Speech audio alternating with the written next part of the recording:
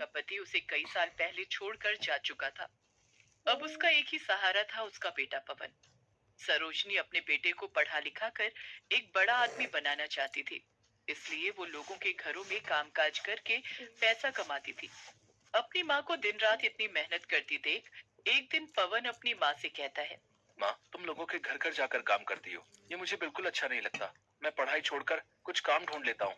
नहीं मेरे बच्चे, मैं खुद चाहे कितना भी कष्ट उठा लूं, पर तू अपनी पढ़ाई मत छोड़ना। भगवान करे तू पढ़ लिख कर बहुत बड़ा आदमी बने, तेरी बहुत अच्छी नौकरी लग जाए। मुझे तो बस उसी दिन का इंतजार है। पवन हनुमान जी का बहुत बड़ा भक्त था।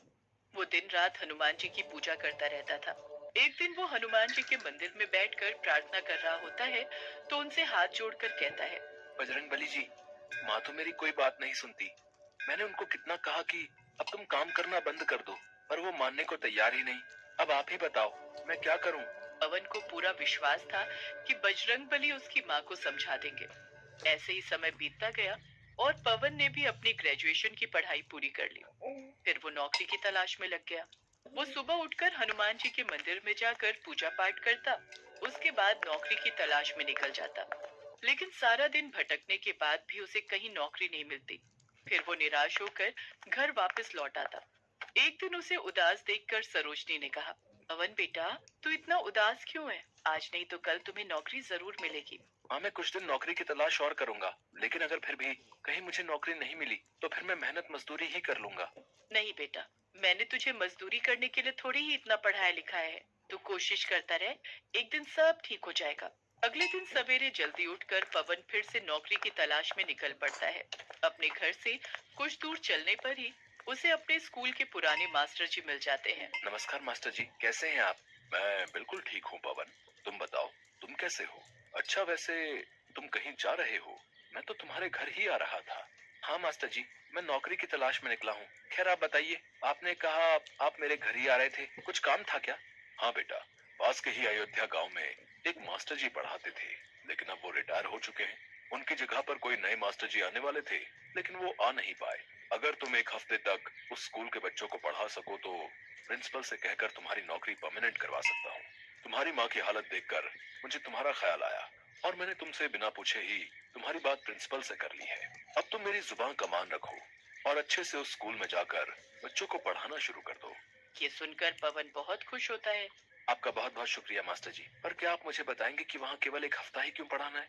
बेटा, वहाँ और भी बहुत से टीचर्स आएंगे, लेकिन जो एक हफ्ता अच्छे से बच्चों को पढ़ा पाएगा केवल उसी की नौकरी पक्की होगी। समझ लो, ये तुम्हारा इम्तिहान है पक्की नौकरी पाने का।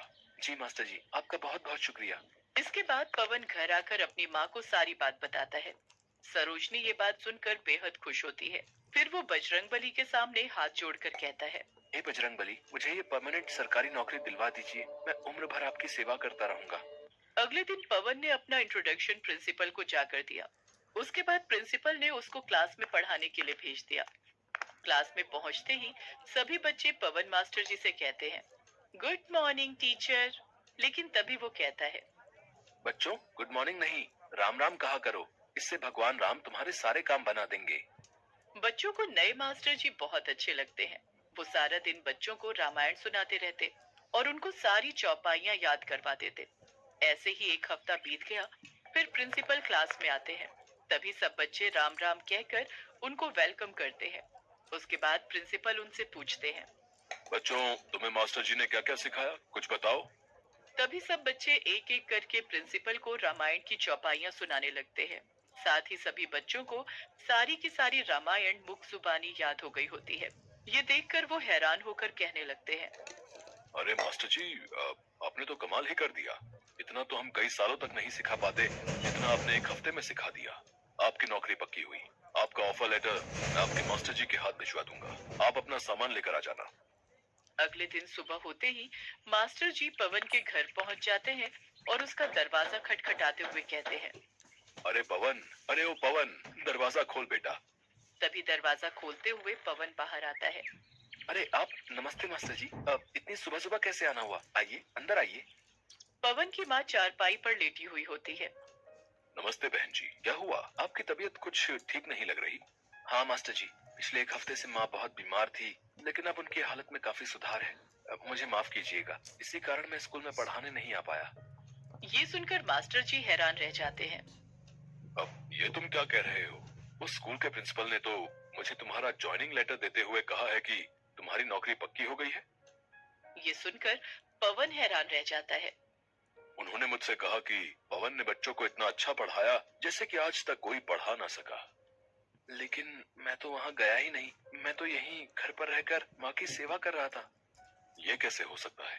प्रिंसिपल साहब ने तो खुद मुझसे कहा है कि पवन ने तो बच्चों को राम नाम की बहुत अच्छी शिक्षा दी है। सभी बच्चों को चौपाइयाँ और रामायण याद हो गई है।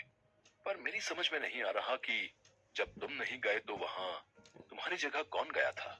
और अब तो तुम्हारी नौकरी भी पक्की हो गई। ये सुनते ही पवन रोने लगा और रोते हुए कहने लगा। ये काम तो मेरे बजरंग बली ही कर सकते हैं। राम नाम की शिक्षा वही दे सकते हैं। और अपने भक्त को जब मुसीबत में पड़े देखा तो उसकी सहायता के लिए स्वयं ही आ गए। ये कहकर वो हनुमान जी की मूर्ति के सामने रोने लगता है। तभी सरोजनी उससे कहती है, मेरे बच्चे, हनुमान जी ने तेरी सारी परेशानी दूर कर दी। उन्होंने तुझे तेरी मेहनत का फल दे दिया मेरे बच्चे। मास्टर जी ये सब देखकर हैरान रह गए और वो पवन से कहने लगे। पवन बेटा, बजरंग बली स्वयं तेरी सहायता के लिए दौड़े दौड़े चले आए। उनकी तुझ पर बहुत कृपा है। अब तो उनका नाम लेकर कल से नौकरी पर लग जा। अगले दिन सुबह सुबह पवन मंदिर गया और हनुमान जी का जप करने लगा। उसके बाद वो स्कूल जाकर अच्छे से बच्चों को पढ़ाने लगा। इसके बाद वो हर रोज स्कूल जाने से पहले और आने के बाद हनुमान जी के मंदिर जरूर जाता और वहां बैठकर ध्यान लगाता। इसके बाद उनके अच्छे दिन आ गए। सरोजनी ने भी काम छोड़ दिया। अब उन्हें किसी चीज की कोई कमी न थी। सरोजनी और पवन अच्छे से अपनी जिंदगी व्यतीत करने लगे।